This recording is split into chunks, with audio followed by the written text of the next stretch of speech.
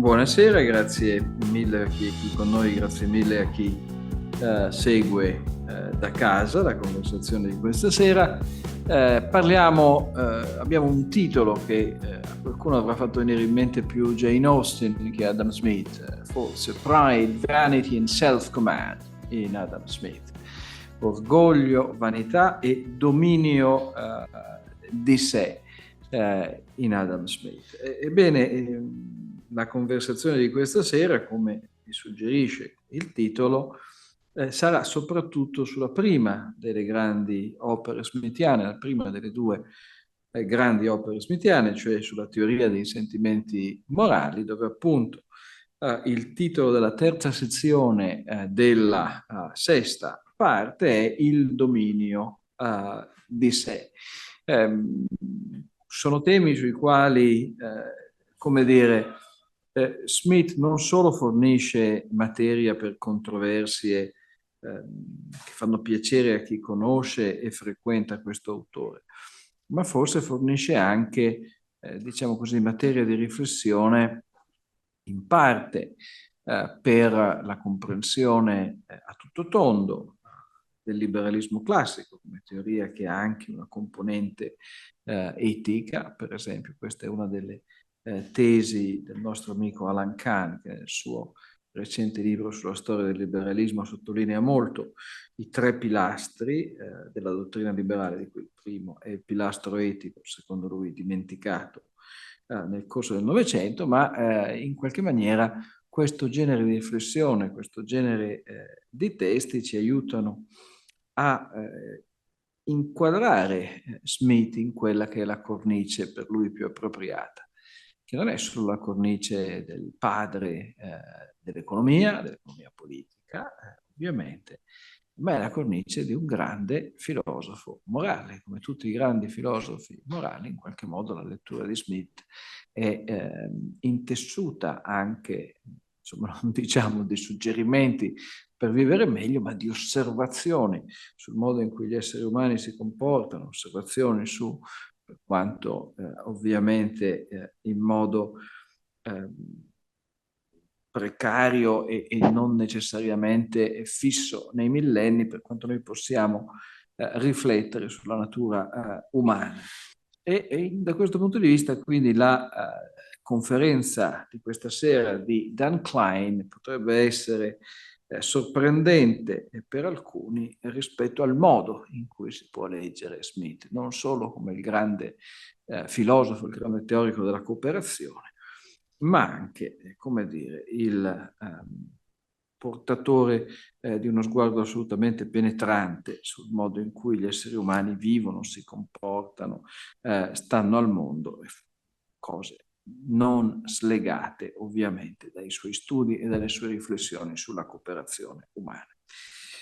Chi ci farà da guida in questo Smith è Dan Klein, che è persona ben nota al nostro istituto. Dan insegna alla George Mason University, è un economista, si è occupato in passato anche di questioni applicate come economista, ma negli ultimi anni, diciamo così, il centro dei suoi interessi scientifici è stato sempre di più la storia delle idee e in particolar modo quella parte, insomma, di illuminismo scozzese, riconducibile soprattutto a Smith, al quale ha dedicato lavori importanti negli ultimi anni e che poi, come dire, informano anche i suoi tentativi di elaborazione, di rielaborazione originale delle idee del liberalismo classico, o anzi, insomma, del liberalismo 1.0, come lui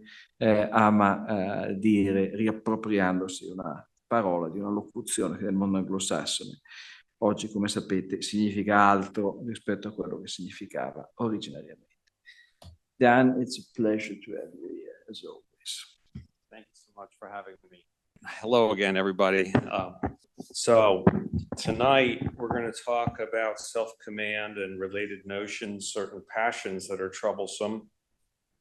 On the handout, which I hope everyone has, on the handout, the contrast between pride and vanity, or between these two characters, the proud man and the vain man, is drawn in Smith's own words with very parallel quotations. We're going to come back. I actually am going to want to read this, and this contrast continues through the back of the first page. So we're going to get to that. They are two interesting characters, both showing a vice, each showing a vice, one of pride and one of vanity. Another character we're going to meet is the wise and virtuous man, which forms another contrast. Okay, so we've kind of got three characters. And then the last page here is a broader thing about how we think about existence, about life, about ethics. And that's just, I'm going to be briefly remarking broadly on something about our culture and our history. But before we get to the proud man and the vain man, I want to tell you about how he comes in, how Smith leads into that discussion. It is in the theory of moral sentiments. Let me say, first of all, something about these words, sentiments, emotions, and passions. Emotions and passions are both forms of sentiment, okay? It's just that emotion has a bit more of a passive connotation. Passion, a more active, it impels you to do something. Like we're going to say a little bit about fear, and it impels you to shrink, say, from an encounter or a situation. So when we talk about passions, we are talking about sentiments. And we're drawing here, especially from this of self-command part or section of a part that came in the final edition in 1790. So this was published just a couple of months before he died. Self-command. Well, we've got these other self words like self-employment. And the idea is that A employs B for self-employment. A and B are kind of both our guy, Jim, say. Jim is self-employed. Jim is both A and Jim is B. That's kind of the idea here. And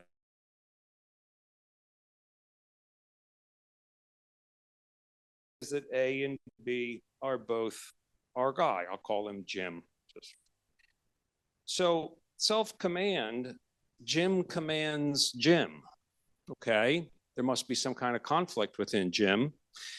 We're going to talk a little bit more about this A and B, but first of all, B here is pretty clear. It's a passion in Jim. Jim is commanding certain passions. The more active sentiments, into trouble, possibly, okay? And then there's A. So there's got to be this A that's not B to some extent, since one is commanding the other. Let me say something now about this verb, commands. He's using it broadly. It's got, when you first hear it, it's got a very kind of harsh and dictating connotation to it. But it's not just that harsh dictating kind of thing that he has in mind, like like reining in a horse and pulling on its reins. It's also a softer and more cooperative kind of controlling, which he speaks of as subduing the passion, like actually sort of taming the horse, befriending the horse, so that the horse doesn't want to run off in a different way. So the word commands is used in both senses. And this idea of kind of being friends with your passions or getting them to cooperate with you, taming them, if you like, is very much part of the story here. Yeah, so restraining like a bridle versus subduing. The subduing is when the passion, as it were, or the passion itself, like the fearful self, responds to a sense of propriety. That's very much part of the subduing kind of command. And I'm going to be talking more about that. Now, right at the beginning of the section, he divides passions that need commanding into two broad categories, turbulent and seductive. What are these? Turbulent are those which it requires a considerable exertion of self-command to restrain, even for a single moment. Like they're kind of overwhelming in the moment, and to conquer that in the moment is a great achievement, okay? Like a great fear, okay? Fear and anger are the two primary passions here that he speaks of as turbulent passions. Anger rises up wildly in the moment, and to subdue, and you can do horrible things when you're very angry, and to control it in the moment can be very, very difficult. Seductive, on the other hand, are quite different. Those which it is easy to restrain for a single moment, but which by their continual solicitations are, in the course of a life, very apt to mislead into great deviations. And examples he gives here are the love of ease, of pleasure, of applause, and other selfish gratifications. So these are ones that you can control in a single moment, like, oh, I'm not going to have any more potato chips. Oh, I don't need to go out and have people tell me how wonderful I am. But it keeps coming back, and it keeps coming back, and it keeps coming back. And you got to control this continual solicitation, otherwise you're apt to be greatly deviated from duty over the course of life. You see, turbulent passions drive us from our duty. Seductive passions seduce us from our duty. So this is very important. I think very interesting distinction between troublesome passions in people. Now, controlling them or commanding them is associated with certain virtues, as you see here. Controlling the turbulent ones, we have virtues such as fortitude, courage, manhood, strength of mind. These are all his words. These are the words he gives for the virtues of commanding these turbulent, strong in the moment passions. The virtues for commanding seductive: temperance, decency, modesty, moderation. Okay. And this little contrast continues here. This is there's a certain aspect to each. Commanding, this is the commanding of turbulent, is splendid and dazzling, like conquering great fear in the moment. A bear or a tsunami or an earthquake happens all of a sudden, or a burglar, or one of these crazy nuts with a gun on the subway, and someone overcomes his fear and actually tackles the guy, takes him on, takes him out. That's courage. And, it's an amazing thing to do in the moment. And that's splendid and dazzling, even heroic. I mean, very visual, graphic kind of moment. Whereas the virtues that control the seductive are not so dramatic in the moment, but over time, people see them like punctuality, like regularity, reliability, humility, and people find that they have a sober luster, okay? A kind of regard. It's not a dazzling light or sparkle, but it's a sober luster. What is it about the exertion that elicits admiration for the virtues that control turbulent? Strength and greatness of exertion of self-command. For the virtues on the other column, the uniformity, the equality, and unremitting steadiness of exertion. These are basically his words. Now, self-command itself can be troublesome, actually. After all, a robber or a buccaneer, as he calls it, a pirate, shows great courage, right? Terrorists show great courage. That's a kind of great self-command. So that that commanding of passions can itself be troublesome and bad for the world. So there are hazards actually from becoming capable in self-command, okay? And there could even be a vanity of courage over fear, which may then give rein to anger, okay? On this side, the virtues seem to be less of a hazard, so because he doesn't really elaborate that so much. And then he talks a bit about schools where we learn these, and for the virtues that control the turbulent, warlike exploits, and faction. In other words, being under pressure and under danger. You learn those manhood and those other things that are listed on the other page. And this one, he doesn't really elaborate in this respect, but I would think it would be workplace, family life, social life, church, and so on, where you learn to control your seductive passions.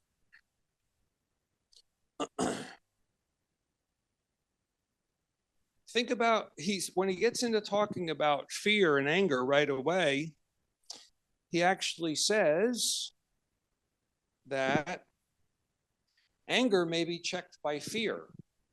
I'm angry about something that somebody did. Maybe I'm offended. Maybe I want to strike back, but then my fear checks my anger. So actually one turbulent passion here is checking and helping me command another turbulent passion, okay? And similarly, fear may be checked by anger, where I'm fearful, but maybe my anger is not going to let me shrink from retaliating, standing up for myself. So again, this is an important theme that actually comes early in the section, where you see passions checking passions, passions being used to check troublesome passions. Now, he wanders off without really saying so, but then he starts spending a great deal of time on a couple of passions that I think are most definitely seductive passions. And basically he spends a lot of pages on these, because I think he thinks they're the most troublesome, the most dangerous seductive passions. They have to do with self-estimation. Self-estimation. The estimation of yourself by yourself, that is to say your own estimation of you, and the estimation of you by other people that you want to hear or receive. There's a distinction there, right? And a little bit about this principle of self-estimation. He talks about estimating ourselves and estimating others, everyone else, by two different standards, touchstones. One is a very high idea of propriety and perfection even. It's vague, but it's a very high standard. And the other is that standard which we feel that our circle of peers, our reference group, including our rivals, our friends, our rivals, that what they normally achieve in some area of activity, in some performance of certain duties. And that's propriety, regular propriety. But then there's this exact propriety. So there's what we find around us and kind of expect of ourselves, and then there's some very high ideal. And it's with these two in mind that he starts talking about the wise and virtuous man. So I want to talk a little bit about the wise and virtuous man before we get to the proud man and the vain man. He's got this quite beautiful passage. I want to read some of it to you.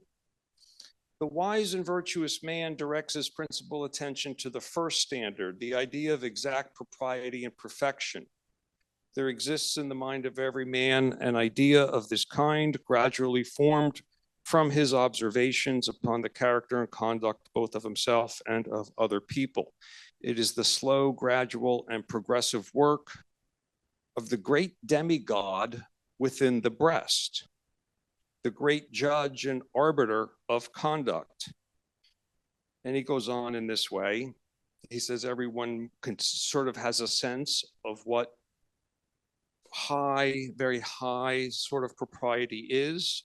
In the wise and virtuous man, these observations have been made with the most acute and delicate sensibility, and the utmost care and attention have been employed in making them. Every day, some feature is improved. Every day, some blemish is corrected. He has studied this idea more than other people. He comprehends it more distinctly. He has formed a much more correct image of it and is much more deeply enamored of its exquisite and divine beauty. He endeavors as well as he can to assimilate his own character to this archetype of perfection. But he imitates the work of a divine artist, which can never be equaled. Okay? Now, the wise and virtuous man always is very mindful of this high one. So therefore, he always sees himself falling short. And this is what impels him, kind of out of a sense of almost shame, to keep striving upward. So the wise and virtuous man is focused on this one much more. When he does direct his attention towards the second standard, indeed, that degree of excellence which his friends and acquaintances have commonly arrived at, he may be sensible of his own superiority. But as his principal attention is always directed towards the first standard, he is necessarily much more humbled by the comparison than he can ever be elevated by the other. And when he encounters and interacts with people who he does feel superior to, he understands the process by which he moved through their levels of performance, and he's very compassionate, and he's trying to help them along. He's trying to encourage them. His whole mind, in short, is deeply impressed. His whole behavior and deportment are distinctly stamped with the character of real modesty, with that of a very, very moderate estimation of his own merit, and at the same time, a full sense of the merit of other people. So that's the wise and virtuous man. Now I got this little scheme, which puts it together pretty. There's Jesus, okay? And this is an estimation of a person's merit or worth in the eyes of a super knowledgeable, universally benevolent being, God, or a godlike being, which we might call joy, if you don't want to go the full kit of God. But I do want super knowledgeable and universally benevolent, which are standard Christian aspects of God. Not only Christian, but benevolent monotheistic aspect of God. So Jesus is like way up there. And there's man's self-estimation, that is his own estimation of himself. And then there's the estimation that the man seeks from others. The wise and virtuous man, what is his own self-estimation? It's quite accurate. He sees himself falling short. I don't know if he has Jesus in mind or some other notion of that high propriety, but it's in line, as it were, with God's estimation. And then what does he hope from others? Something accurate. He doesn't want more. He doesn't want less. You shouldn't want less. And then we come to the proud man and the vain man. And so let me just explain how Smith explains these. First of all, he talks about these two words, and he points out that pride and proud can sometimes be meant in a good sense, but that's not so much what happens here. Whereas vain and vanity are never taken in a good sense. So the proud man thinks much more highly of himself than he deserves, whereas the vain man wishes that other people should think more highly of him than he thinks of himself. The proud man wishes you to view him in no other light than that in which, when he places himself in your situation, he really views himself. He demands no more of you than what he thinks justice. Vanity, on the other hand, is delighted with viewing himself not in the light in which you would view him if you knew all that he knows, but in that in which he imagines he has, by his own address, induced you actually to view him. Okay, so this is the proud man. He's down here in God's estimation, but he himself sees himself up here. So this here is representing the pride, the overestimation, and sincere estimation. And then he expects people, or asks people, or hopes people to estimate him as he estimates himself. The vain man, he actually estimates himself accurately. He's actually not that high on himself, but he's looking for others to estimate him higher. Okay, so we have these two vices, and you know, he's emphasizing one guy who's got the pride and one guy with the vanity, but he's going to say you can have both. Both of these guys want others to estimate them higher than him, actually thinks he's higher than he is, and the other one just wants other people to estimate him higher than even he thinks he is. So the handout, this is just, you know, this is an interesting description. This is sociology, this is psychology, this is ethics, this is me, this is you. Let me say, I've been reading this for a long time, and I've always identified and, you know, kind of humbled myself more by thinking that I'm the proud man. Very much a proud man vice. My vice is much more the proud guy, I think, than the vain guy. But, you know, you can decide for yourself which you identify more with. So I'm going to read all of the proud man, because I think this is instructive on the two sides, and then all of the vain man. And these are like parallel thoughts, so you can see contrasts. But I want to go all the way down pride, then all the way down vanity. The proud man, if you appear not to respect him as he respects himself, he is more offended than mortified. He disdains to court your esteem. He affects even to despise it. He seems to wish not so much to excite your esteem for yourself as to mortify that yourself. I'm sorry, not to excite your esteem for himself as to mortify that for yourself. Because, you know, he likes, the proud man, I should have said this, he focuses very much on that lower propriety, which he is superior to. And so he's always like feeling complacent in that way. The proud man never flatters and is frequently scarce civil to anybody. He is full of indignation at the unjust superiority as he thinks it, which is given to other people. He is careful to preserve his independency and studies to be frugal and attentive in all his expenses.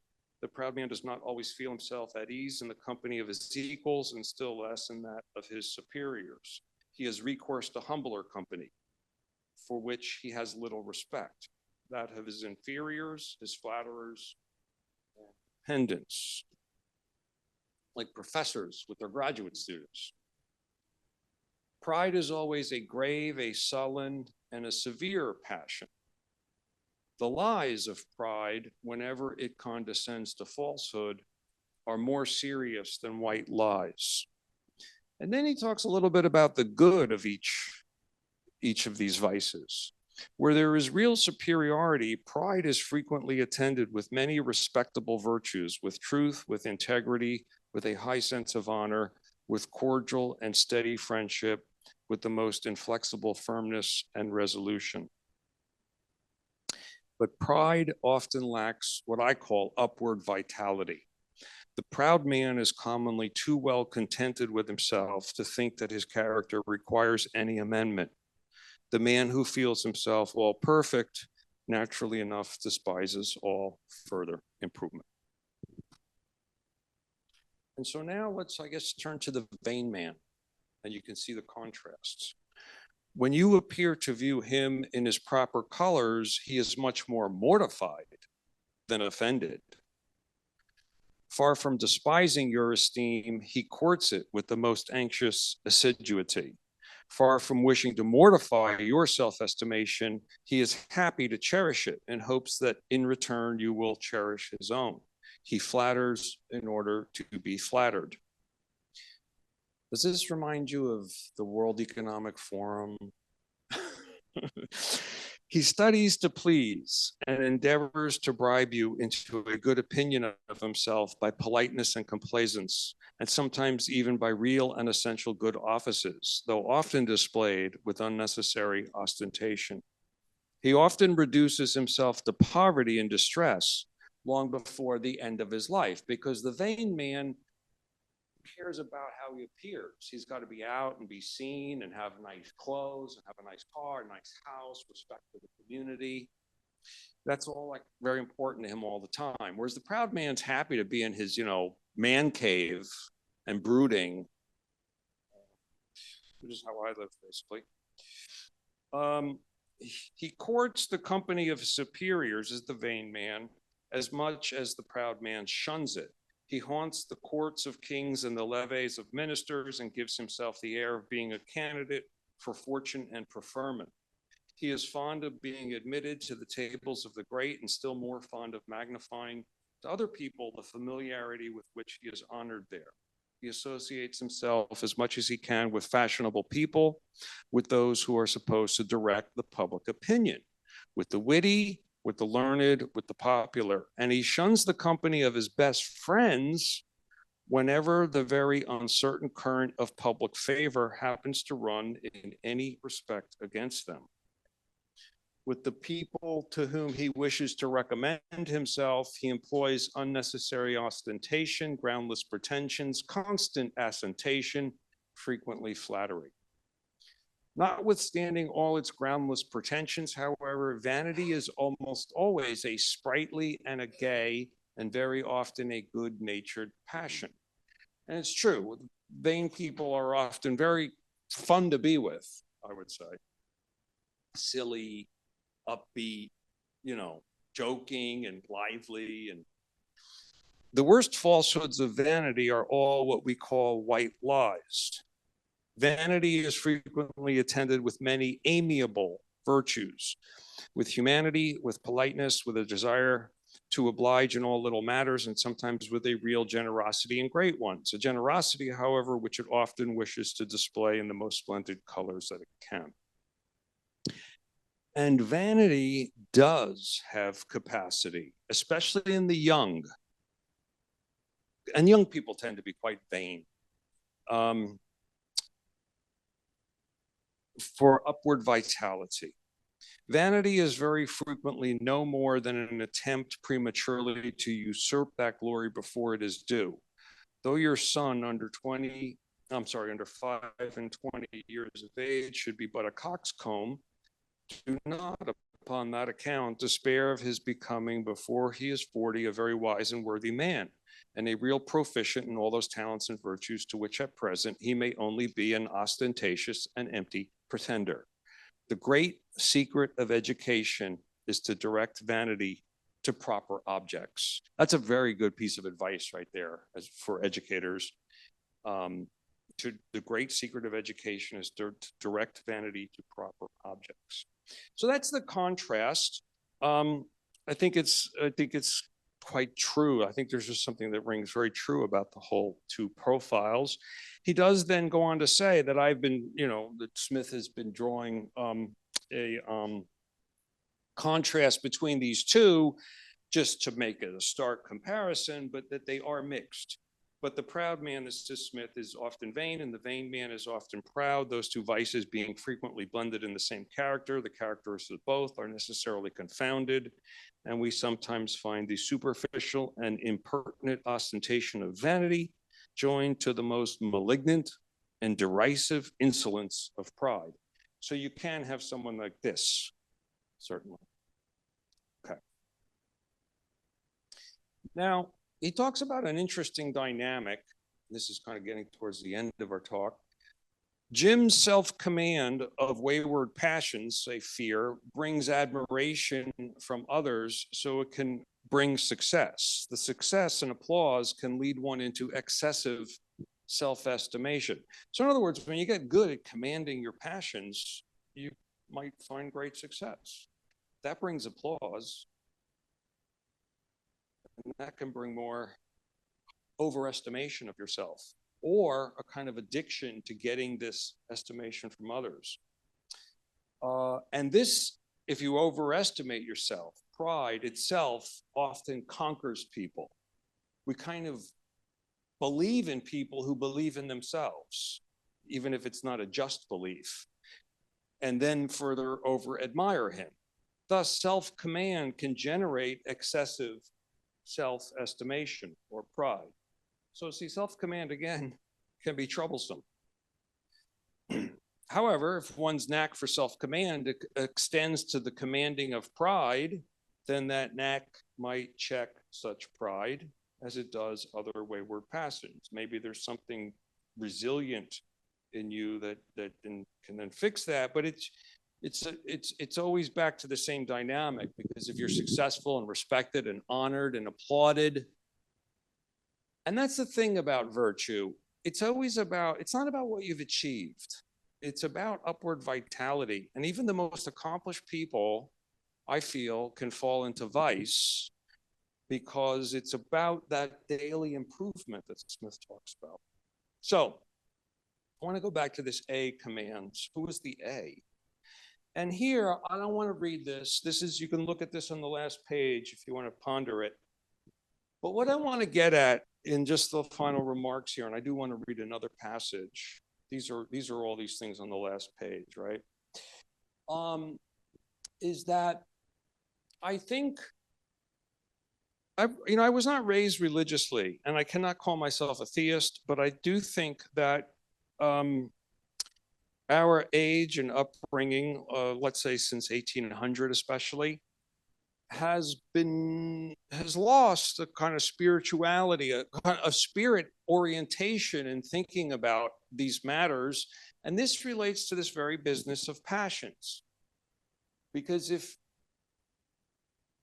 that sense of propriety that Smith talks about is a sense felt from another being, which is very much the way he develops it, because it's a sense of propriety from your conscience, which he calls the man within the breast.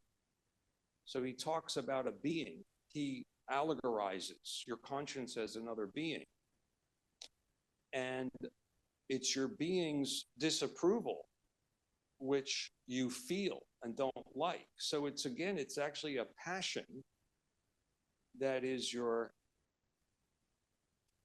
motive, your incentive to be more virtuous. It's not a matter of, oh, look, we want reason, we want goodness. What we have to do is get away from our emotions and just follow facts and logic and reason and get it right, and not let our emotions screw it up. That's wrong. That's what I feel now is very wrong. And that we actually have to think in this spiritual mode, actually in terms of like relations to beings, like he talks about God, like he talks about the man within your breast, which is a representative of this impartial spectator. And all of these things, as opposed to this more reductionist, rationalistic, mechanistic, materialistic, foundationalist approach, which has failed miserably, I would say, since 1800, and which has led us, I think it is partly what has led us into the messes that we're in. So I just have one more slide, but I want to read just something here at the end of this whole passage.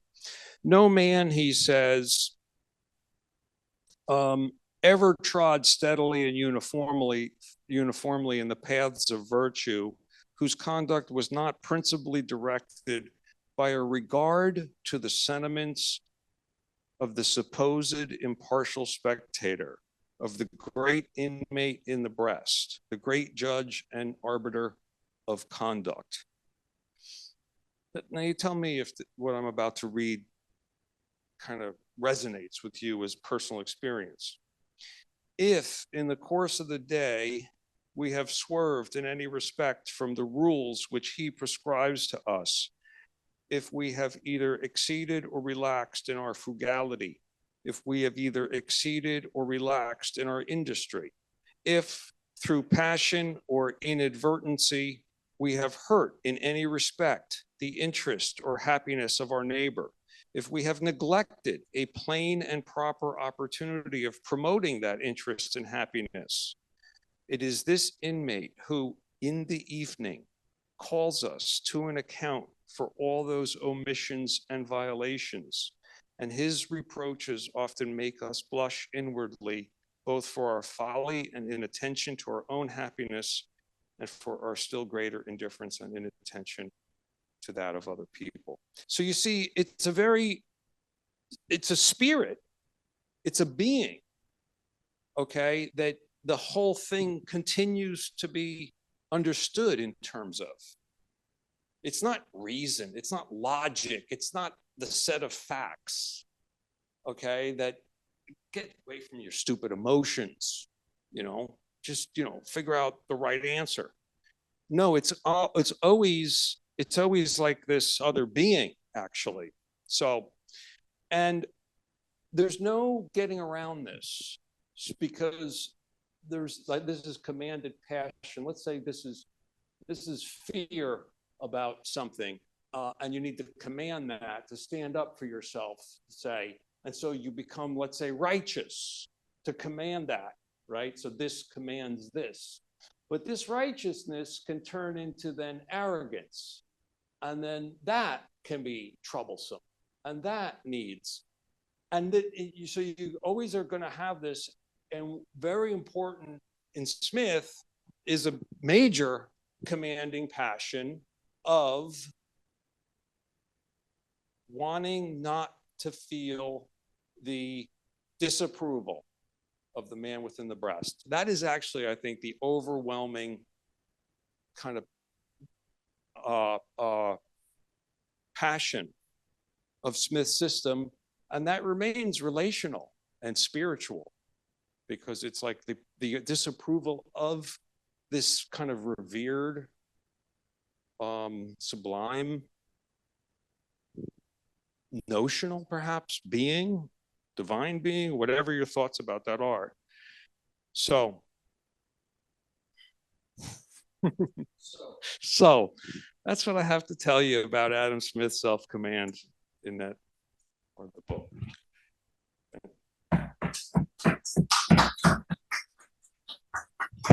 Yeah, I got 3 questions for you, and then, of course, we open it up.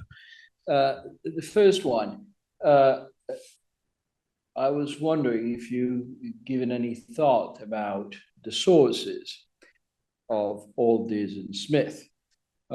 Deirdre McCloskey as a piece on Smith as a virtue ethicist, and her thesis is that basically Smith is discovering the words he uses thanks to Stoicism. Is not exclusively a Stoic, even though that was for a long time I would say the dominant view of Smith.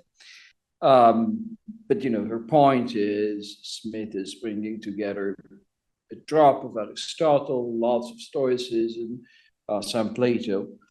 It seems to me that, and not so much, I mean, she is pointing out that Smith is not somehow using much of his Christian heritage. And it seems to me that your view instead is different on that point. The second point is about the good side of the bad things. We perhaps, even people are not particularly familiar with theory of moral sentiment. We remember that passage in which Smith says, richness is basically an illusion. This wonderful castle, this great properties you have, all of that is a pain in the neck. And if you knew it, you would not be pursue that. But happily. People are mistaken, and so they're industrious, and therefore you got social progress, basically, because people are, putting too much value in something that really is pain in the neck. So I was wondering, if you can give perhaps some example of I suppose there should be a good side of vanity in Smith's way of reasoning. Or pride. Pride is easier in a way. We've seen some. And the third thing is that if you flirted with the idea, if you're thinking about, when you go to your slide of mechanistic versus virtue, ethic, spiritual, as we call it there, if you're perhaps flirting with the idea of comparing Smith and modern psychology, and I would say that the big difference is that though both the Smithian approach and the modern psychological approach would agree that human beings are a mess, the Smithian approach would be different in thinking that that's a good thing. That they're a mess. That they're a mess. A certain amount of repression is good for you. Whereas, of course, on the other side, you do have an ambition of solving the problem of the mess of human beings, which is absent in Smith, because all of that is descriptive, basically. It's nothing normative in part 6, if I read it correct. So these are my questions.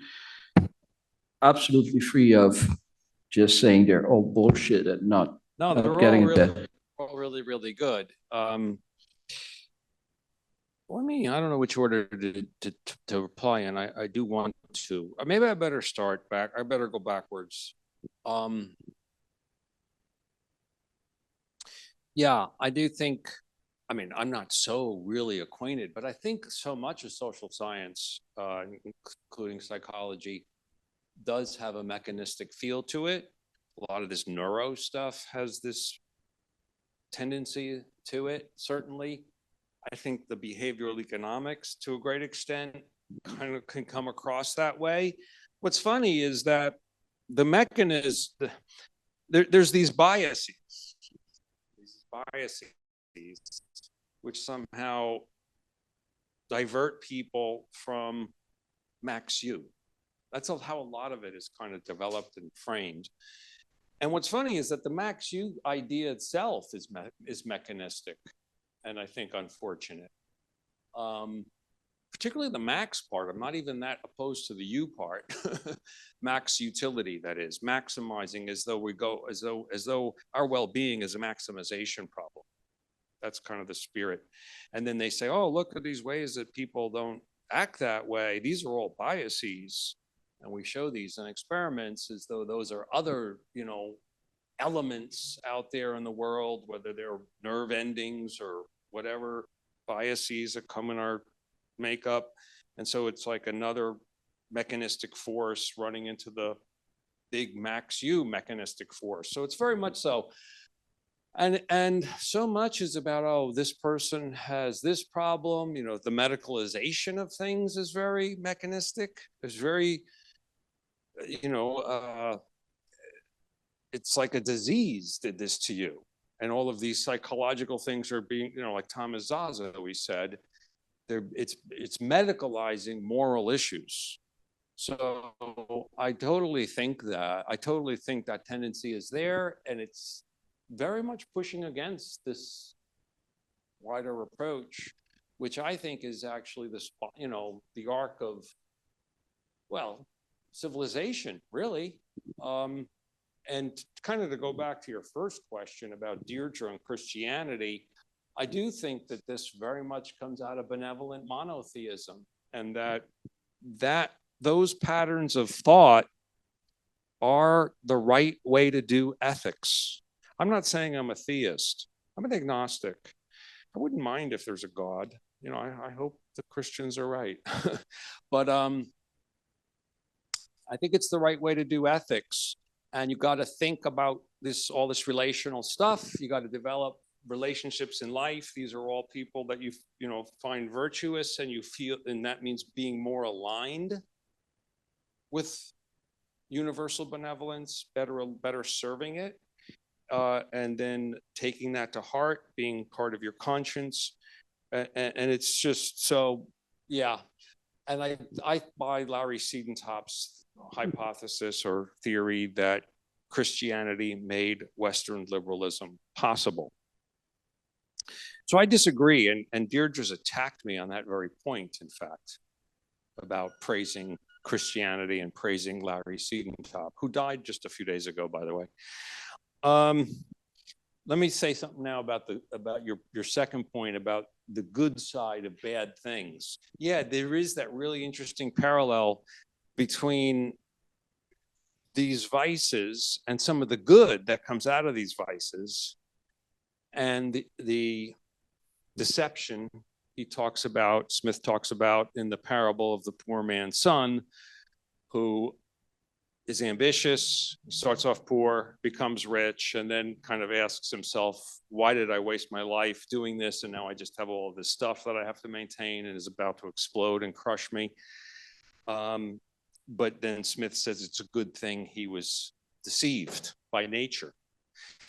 I think Smith is actually looking at the now rich poor man's son in two different ways. And I think he wants us to see better what comes with these tendencies, these ambitions.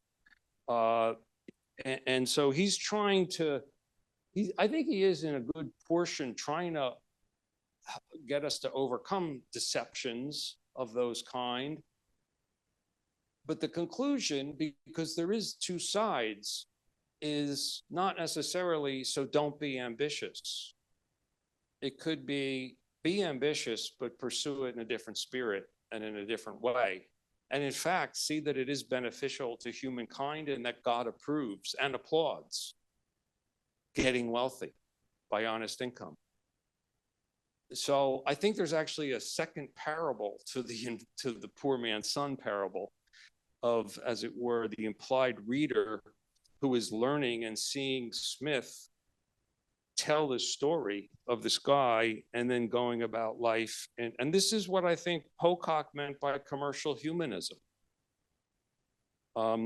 So I guess what I'm saying is, I think Smith is actually trying to get us to see the good and the bad things, and therefore to live out these things in a better way, kind of managing both the good and the bad tendencies or elements involved there. Something like that. Any other question or comment? Thoughts on pride or vanity? But then it's very. We haven't talked politics, and we could avoid it, and if we want to close, we could close. But doing this talk and studying this section lately as I have, I feel much more now that vanity is like this major curse that is leading governments to insanity. I don't think it's pride so much. I don't think these people have a genuine, confident self-worth or high estimation of themselves. I think they're in these hall of mirrors with each other, and they're looking for validation with each other, and they all actually are running around like chickens with their heads cut off, looking at each other about what they should be saying and they should be doing. Maybe there's some kind of puppet master in the middle of it that we don't see, who is very proud. Well, but Sorry? Well, in this sense, I doubt Smith would say politicians are different in this regard from any other people. So these theories don't apply to them? Well, they apply to them in as much as they apply to anybody, regardless of the job you pick. Yeah. So what do you think of the contention that vanity is running amok in the bad government that we're experiencing? vanity as opposed to pride. Well, Like Macron, is he about pride or about vanity? I would say vanity more. well, Some of these people, Ursula, I would say vanity. I'm, Yeah.